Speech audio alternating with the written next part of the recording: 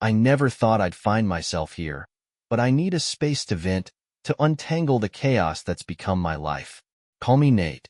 I'm 39, married to my wife, Laura, for 13 years, or at least I thought I was. This past month has shattered everything I believed about love, trust, and the person I thought I knew best. It started innocently enough. Laura had been spending more nights out, citing late meetings or catching up with her friends. She always had an explanation, but something about her demeanor set off alarms. Maybe it was the way her phone seemed glued to her hand, or how she brushed off my attempts to connect. I tried to suppress my suspicions. I didn't want to be that guy, the paranoid husband, but the unease gnawed at me until I couldn't ignore it anymore. I decided to install a GPS tracker on her phone. It wasn't a decision I made lightly. I know trust is the foundation of any marriage, and doing this felt like admitting that trust was gone. But I needed answers. What I found turned my world upside down. One night, she told me she was meeting her friends for dinner. I checked the tracker, expecting her to be at a downtown restaurant. Instead, I saw her heading to a hotel on the edge of town. My heart pounded. I kept refreshing the app, hoping it was a mistake. Maybe she'd picked up a friend who needed a ride. But no, her car stayed parked there for hours. I stayed up all night, my thoughts spiraling. By morning, I knew I couldn't ignore this. I confronted her calmly, asking how her evening went. She smiled and recited some story about wine and laughter with her friends. It felt like a knife to the chest. I didn't say anything then, but I started planning. If she could lie to my face so effortlessly, I needed to be prepared for what was coming next. Little did she know, I'd already set the wheels in motion for her entire world to come crashing down. I know some might think I overreacted. Maybe I should have just talked to her, tried to work it out. But when someone betrays you like this, it's hard to think clearly. What's worse is that I don't think I wanted to salvage anything at that point. I just wanted her to feel the pain I was drowning in. This is just the beginning. Stick around if you want to know what happens next. Things are about to get brutal. After discovering Laura's hotel visit, I couldn't unsee it. The image of her car parked there burned in my mind, twisting my stomach every time I thought about it. But part of me hoped I was wrong, grasping at straws, desperate for a reason to believe this wasn't what it seemed. I needed concrete proof. The next few days, I acted normal, sweet even. If she suspected anything, she didn't show it. I told her I'd be working late, knowing full well I'd be using that time to follow her. If she was meeting someone, I wanted to catch her in the act. That Thursday, she told me she had another girls' night. My heart sank, but I stayed calm. Have fun, I said, even managing a smile as she kissed me on the cheek and walked out the door. Moments later, I grabbed my keys, started my car, and pulled up the GPS tracker on my phone. She drove across town to another hotel. This one was fancier, the type of place you choose if you wanted to impress someone. I parked a few blocks away, adrenaline coursing through me as I walked toward the entrance. My palms were sweaty, and my mind raced with possibilities of what I might find. Once inside, I spotted her immediately. She was sitting in the hotel bar, laughing with a man I'd never seen before. He was polished, in a tailored suit, and he leaned in close, hanging on her every word. I stayed hidden, watching as they eventually stood up and walked toward the elevators. My heart broke as I saw her hand brush against his arm, a gesture so casual yet intimate that it left no room for doubt. They were gone for almost 2 hours.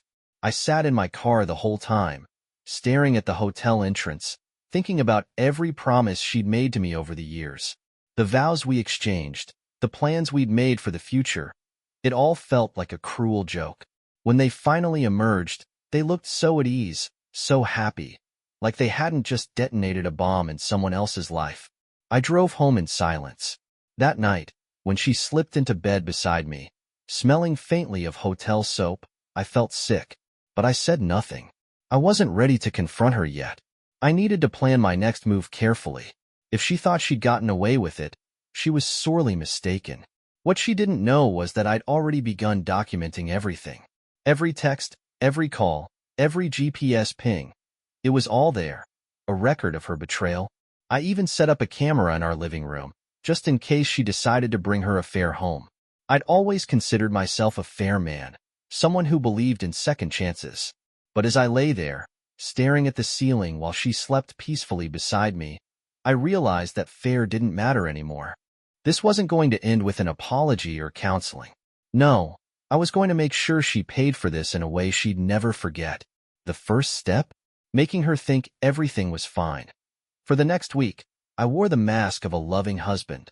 It was one of the hardest things I've ever done, pretending like nothing was wrong, acting as if her betrayal wasn't eating me alive. Every time she smiled at me, every time she kissed me goodbye, I wanted to scream, but I kept my cool. The truth is, I wasn't just playing along. I was preparing. I'd read enough online to know that divorce wasn't as simple as just walking away. If I wanted to come out of this unscathed, or better yet, ahead, I had to be smart. First, I met with a lawyer. I didn't tell him everything, just enough to explain the situation. I needed to know my options and how to protect myself. He advised me to gather as much evidence as possible. Infidelity can influence settlements, he said, especially if you're thinking about custody or assets. Custody. That word hit me like a freight train. We didn't have kids, but we did have a dog. Max, a big, goofy golden retriever who had been with us for 7 years. Losing him felt just as devastating a prospect as losing everything else. There was no way I was going to let her take him. Armed with that advice, I doubled down on my efforts. I started tracking every move she made. The GPS data was invaluable, but I needed more. That's when I decided to install a tracker on her car. It was small, discreet, and wouldn't be noticed. If she kept using the same pattern, hotel visits, dinners with her friends, it would give me the timeline I needed to build my case. I also started going through her phone. This part made me sick to my stomach. She wasn't overly protective of it, and when she left it unlocked on the counter one night, I couldn't resist. I found what I was looking for, and more than I wanted to see. There were texts, of course. Flirty messages that started innocently enough, but quickly crossed the line. I can't stop thinking about last night. You looked so beautiful when you fell asleep. I hate that we have to sneak around, but it's worth it to be with you. Then there were the photos. I won't go into detail, but they left no room for doubt. This wasn't just some emotional affair. It was physical, and it had been going on for months.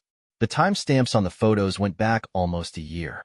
But the part that stung the most was the way they talked about me. He has no idea. He's so clueless. I can't believe you're still putting up with him. You deserve better. It's like living with a roommate. I don't even feel guilty anymore. Reading those words felt like being gutted. How could she talk about me like that? After everything we'd been through, everything I'd done for her, she reduced me to a joke. A clueless, oblivious fool who didn't even see it coming. But I saw it now, and I wasn't going to just sit there and take it. I started making subtle changes around the house, things she wouldn't notice right away but would set the stage for what was to come. I took all the important documents, our marriage license, the deed to the house, my financial records, and locked them away in my office. I moved some of my personal items into storage, little by little, so she wouldn't realize they were gone. And then, I set up the ultimate trap. I knew she had another meeting planned for the following Friday. This time, I wasn't just going to watch from a distance. I wanted her to feel the weight of what she'd done. The first phase was simple. I called her best friend, Sarah. "Hey, Sarah," I said, my tone light. "I'm planning a surprise for Laura next Friday. Do you think you could keep her busy for a bit before dinner? Maybe grab drinks or something?" Sarah agreed without hesitation. She had no idea what I was really planning, and I didn't feel guilty about using her to pull this off. With that piece in place, I booked a room at the same hotel Laura had been frequenting. Not just any room, the one right next to the one she'd reserved with her lover. I made sure the timing lined up perfectly. By the time Friday rolled around, everything was in place.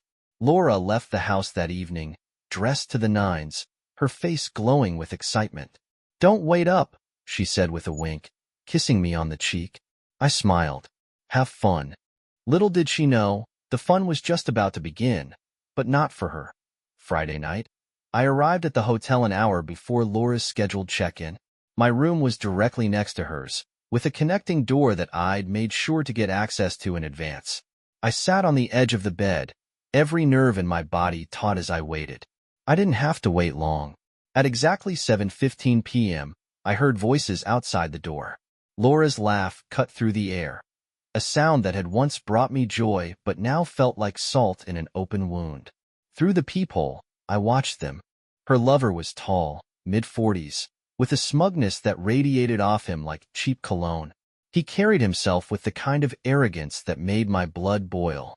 Laura's hand was on his arm, her smile wide as she leaned into him. They disappeared into her room, and the door clicked shut. My chest tightened as muffled voices seeped through the thin walls. This was it. I'd seen enough evidence to know what would happen next, but hearing it firsthand made it all too real. I took a deep breath, steadying myself. This wasn't the time for emotion.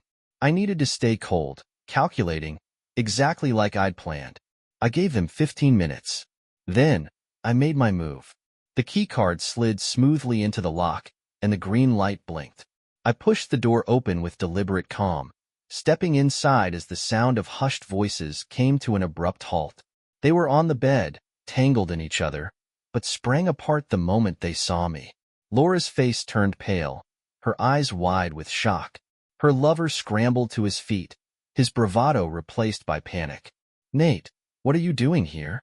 Laura stammered, clutching the sheets to her chest like they could somehow shield her from the truth.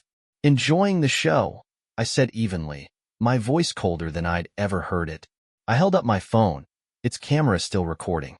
"Smile. This is going in the archives." Her lover, let's call him Greg, stepped forward, his hands raised in a pathetic attempt at placation. "Look, man, I didn't know." "Save it." I cut him off, my glare locking him in place. "You knew exactly what you were doing."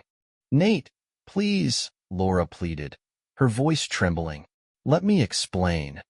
"Explain what?" I snapped, turning to her. "That you've been sneaking around with this loser for almost a year? That every girl's night was a lie? That you've turned our marriage into a joke?" Tears streamed down her face, but they didn't move me. I didn't mean for it to happen," she whispered. "Oh, spare me," I shot back. "You didn't mean for it to happen? You made plans, Laura. You lied to me, to your friends, to everyone. Don't insult me by pretending this was an accident." I turned to Greg, who stood frozen like a deer in headlights. "You might want to leave," I said, my tone dangerously calm, "before I forget how much jail time I'm willing to risk." Greg didn't need to be told twice. He grabbed his clothes and bolted, mumbling something about how this wasn't his problem.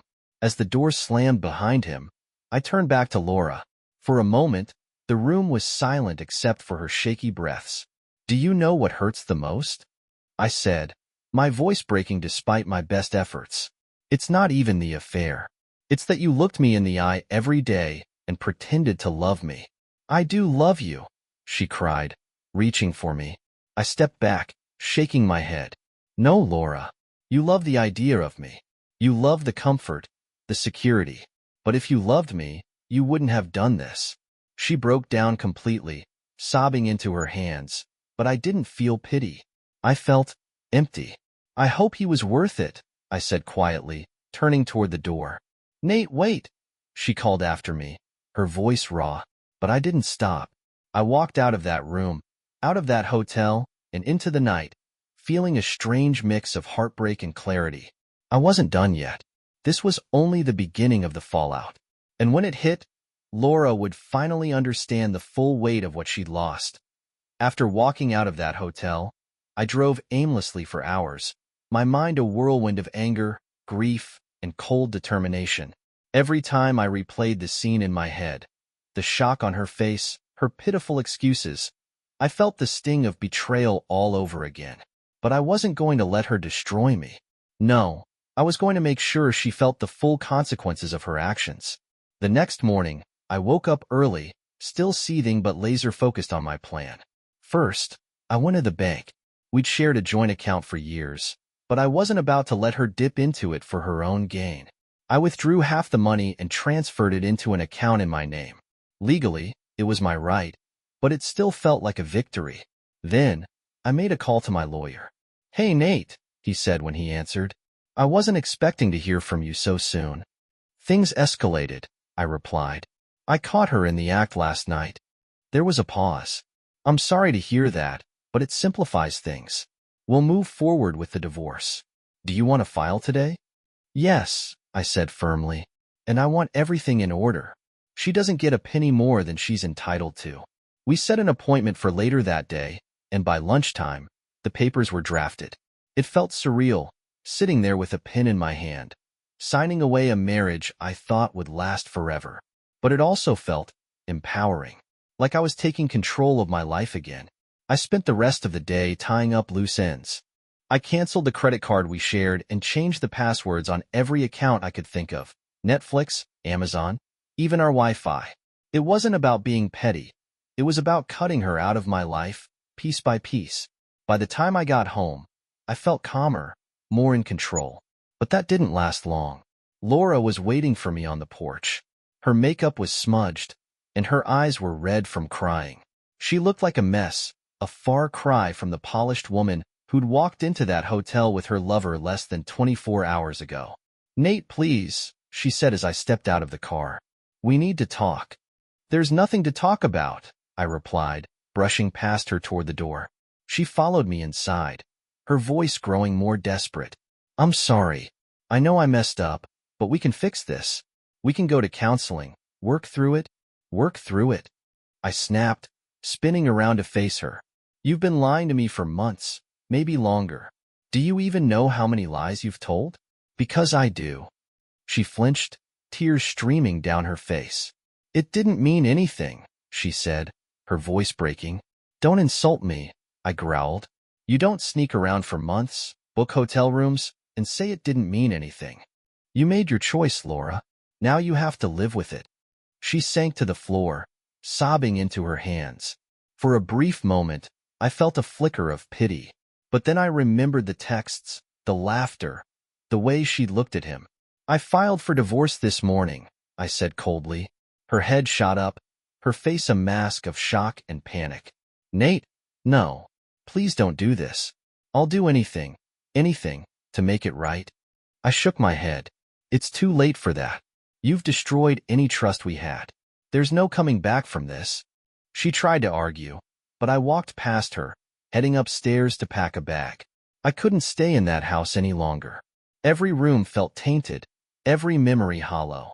Before I left, I turned to her one last time. "You wanted freedom, Laura," I said. "Now you've got it.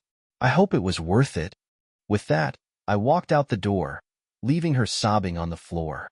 For the first time in years, I felt a strange sense of peace. It wasn't happiness, not yet, but it was the beginning of something new. I wasn't just walking away from her. I was walking toward a future where I could rebuild, on my terms, without the weight of her lies dragging me down. This wasn't the end of my story. It was just the start of a new chapter. Leaving the house felt like stepping into a new world. It was strange how familiar things, my car, the streets of our neighborhood, suddenly seemed foreign, like they belonged to someone else. I didn't know where I was going. I just drove, letting the road and my thoughts guide me. I ended up at a cheap motel on the edge of town, the kind of place no one asks questions as long as you pay in cash. It wasn't much, but it was quiet. And for now, that was all I needed. That night, I sat on the bed staring at my phone, half expecting Laura to call or text. But she didn't. Maybe she knew I wouldn't answer. Or maybe she was too busy trying to figure out what to do next. Either way, the silence was deafening. The next morning, I woke up to a flood of messages from her. "Nate, please call me. We need to talk. I can't believe you left. Where are you? Are you okay? I know I hurt you, but I love you. Please come home." I didn't reply. I wasn't ready to face her, or anyone, for that matter. But ignoring her didn't stop the guilt from creeping in. Not guilt for leaving, but guilt for how much I still cared. Despite everything, a part of me wanted to believe she meant what she said, that she really did love me and just made a horrible mistake. But then I remembered the evidence I'd gathered. The texts, the photos, her laughter in that hotel room. Whatever love she claimed to feel had been overshadowed by months of lies and betrayal. By midday, I decided to check in with my lawyer. He'd filed the papers yesterday, and I wanted to know if Laura had been served yet. "She hasn't been served yet," he said when I called. "But it'll happen soon. Probably by tomorrow. What should I expect when she gets them? I asked. That depends on her, he replied. Some people accept it and move on. Others fight tooth and nail. Either way, you're prepared. Prepared. I wasn't so sure about that. The rest of the day was a blur. I tried to distract myself by watching TV and scrolling through social media, but everything reminded me of her. Every smiling couple, every romantic movie. It all felt like a cruel joke. By evening, I'd had enough. I grabbed my keys and drove to a local bar, hoping to drown my thoughts in whiskey. The bar was dimly lit and half empty, the kind of place where people go to forget. I ordered a drink and found a seat in the corner, keeping to myself. But as the hours passed and the whiskey flowed, I found myself talking to the bartender. Her name was Jess, a sharp-witted woman with a warm smile and kind eyes. She must have noticed the weight I was carrying because she didn't pry, but her presence was oddly comforting. "Rough day?" she asked as she refilled my glass. "Rough life," I replied with a bitter laugh. She gave me a sympathetic look. "Well, here's to better days," she said, raising her glass. I nodded, clinking my glass against hers. "Better days," I echoed. For a moment, I felt a flicker of hope. Maybe there was a future beyond this pain.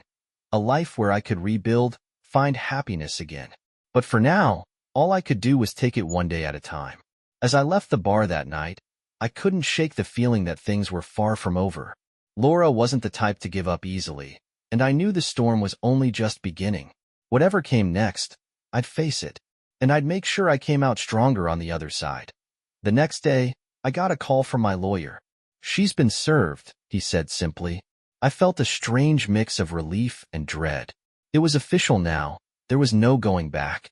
The marriage I had invested over a decade of my life into was unraveling, and soon it would be nothing more than a legal formality. I hung up and waited. I knew it wouldn't take long for Laura to reach out.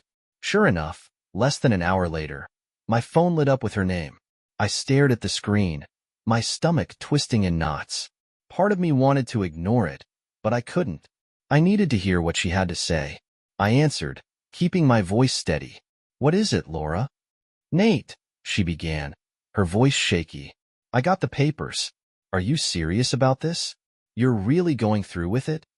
"What did you expect?" I replied coldly. That I'd just forget everything and pretend it didn't happen? She sniffled. "I was hoping we could work it out. I know I messed up, but I love you, Nate. I don't want to lose you." "You should have thought about that before you cheated," I snapped. There was a long silence on the other end. When she finally spoke, her tone was defensive. "You don't understand what it's been like for me. You're always so busy, so focused on work." I felt invisible. I couldn't believe what I was hearing.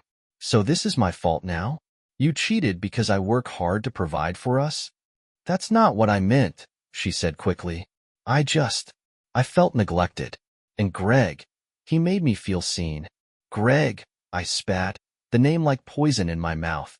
"That smug piece of trash isn't even worth mentioning. He didn't make you feel seen, Laura. He made you feel reckless. And now you're paying the price." Her voice broke. "I'm sorry, Nate. I really am. Please don't do this. We can go to therapy, start over, whatever it takes." I shook my head, even though she couldn't see me. "It's too late for that. You didn't just hurt me, Laura. You destroyed the trust, the foundation of everything we built. You can't come back from that." Her sobs grew louder, and for a brief moment, I felt a pang of guilt. But then I reminded myself of the pain she caused me. The lies, the betrayal, the humiliation. "I hope he was worth it," I said bitterly before ending the call. For the rest of the day, I felt numb. Her words replayed in my head, but they didn't change anything. She could cry and beg all she wanted, but the damage was done. Later that evening, I got a text from Sarah, her best friend. "Nate, I just heard what happened. I'm so sorry. If you ever want to talk, I'm here." I stared at the message for a long time before replying. "Thanks, Sarah. I appreciate it." I didn't want to drag anyone else into this mess, but it felt good to know someone was on my side. By the time I crawled into bed at the motel that night, I felt drained. This wasn't just a divorce. It was a war, one I hadn't asked for but was determined to win. The fight wasn't over. Not by a long shot. But I was ready for whatever came next. The days after Laura was served felt like walking a tightrope. Every moment was a balancing act between managing my emotions and preparing for the next steps. While I stayed in the motel, she kept calling and texting, alternating between pleading and anger. I ignored most of her attempts, knowing nothing she said would change my mind. But one message caught my attention.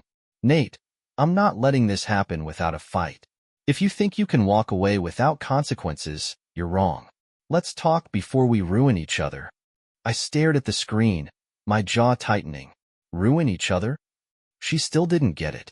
I wasn't the one who broke us. She'd made her bed, and now she didn't want to lie in it. Still, I decided to meet her, not because I believed in reconciliation, but because I wanted to hear what angle she was trying to play. If this was going to turn ugly, I needed to stay ahead. We met at a neutral spot, a coffee shop we used to frequent when we first started dating. The irony wasn't lost on me. She arrived first, sitting at a corner table, her hands wrapped around a steaming mug. When I walked in, she looked up, her face pale and tired. Nate, she said softly as I sat down. Thank you for coming. Get to the point, Laura, I said, keeping my tone steady. She flinched at my bluntness but nodded. I've been thinking about everything, and I realize how badly I messed up. I'm not asking you to forgive me overnight, but maybe we can find a way to move forward. Together. I leaned back, crossing my arms. You think I'd take you back after what you did? Her eyes welled up. It was a mistake? No, I interrupted, my voice sharp. A mistake is forgetting an anniversary or saying something you didn't mean. What you did was a choice. Repeatedly. For months. I didn't mean to hurt you, she said weakly. But you did. I shot back. And you didn't care enough to stop. So why are we here, Laura? What do you really want? She hesitated, her hands trembling as she reached into her bag and pulled out a folder. I talked to a lawyer, she admitted, sliding it across the table. I opened it and skimmed the contents. It was a counter to my divorce filing, requesting alimony and half of our assets. My blood boiled as I read the list of demands, each one more outrageous than the last. You've got to be kidding me, I said, slamming the folder shut. Nate, please, she said, her voice shaking. You know I don't make as much as you. I just want enough to get back on my feet. I laughed bitterly. You want me to bankroll your fresh start? After everything you've done? Not a chance. Her face hardened, the tears gone. If you won't compromise, this is going to get messy. I don't want that, Nate. I'm trying to be reasonable. Reasonable? I echoed. You cheat on me, destroy our marriage, and now you want to bleed me dry? That's your idea of reasonable? She looked away, her jaw tightening. For a moment, we sat in silence, the air between us heavy with tension. I didn't want it to come to this, she said quietly. Neither did I replied, standing up. But here we are. You want to fight? Fine. But don't expect me to roll over. You've already taken enough from me. You're not getting anything else. I left her sitting there, her face a mix of frustration and despair. As I walked out, I felt the weight of the battle ahead pressing down on me. But I wasn't afraid. She'd underestimated me once, and I wasn't going to let it happen again. The fight had officially begun. After the coffee shop meeting, I knew things were about to escalate. Laura's threats weren't empty. She was determined to take me to the cleaners, and I wasn't going to let her. If she wanted a war, she was going to get one. But on my terms. I doubled down on preparation. My lawyer became my closest confidant, guiding me through every step. He encouraged me to keep documenting everything. Her infidelity, her texts, her erratic behavior. Every shred of evidence could be used to tip the scales in my favor. One of the first things I did was hire a private investigator. It was a tough pill to swallow, spending money on something like that, but it was worth it. Within a week, the PI had a full report on Laura's affair, complete with photos, timestamps, and even recordings of her interactions with Greg. It was damning. The PI had also uncovered something I hadn't expected. Greg was married. His wife, Ellen, was oblivious to the affair. Part of me felt bad for her, knowing the pain she was about to experience, but I also knew she deserved to know the truth. I asked my lawyer if reaching out to Ellen would help my case. It could, he said. If she's willing to testify, it'll strengthen your position. But tread carefully. You don't want this to look like revenge. It wasn't about revenge. It was about fairness. Laura and Greg had destroyed 2 marriages, and they shouldn't get away with it. I called Ellen that evening. She was hesitant at first, but as I explained who I was and why I was calling, her tone shifted. By the time I finished, she was in tears. "Thank you for telling me," she said, her voice shaking. "I had no idea. I thought we were happy." "I'm sorry," I said sincerely. "I know how much this hurts." We agreed to meet the next day. Sitting across from her in a quiet cafe, I showed her the evidence. Her face paled as she scrolled through the photos, tears streaming down her cheeks. "I'll testify," she said firmly, her hands clenched into fists. "He won't get away with this." With Ellen on my side, I felt more confident. Laura might have thought she had the upper hand, but she was about to learn how wrong she was. The day of our first court hearing arrived faster than I expected.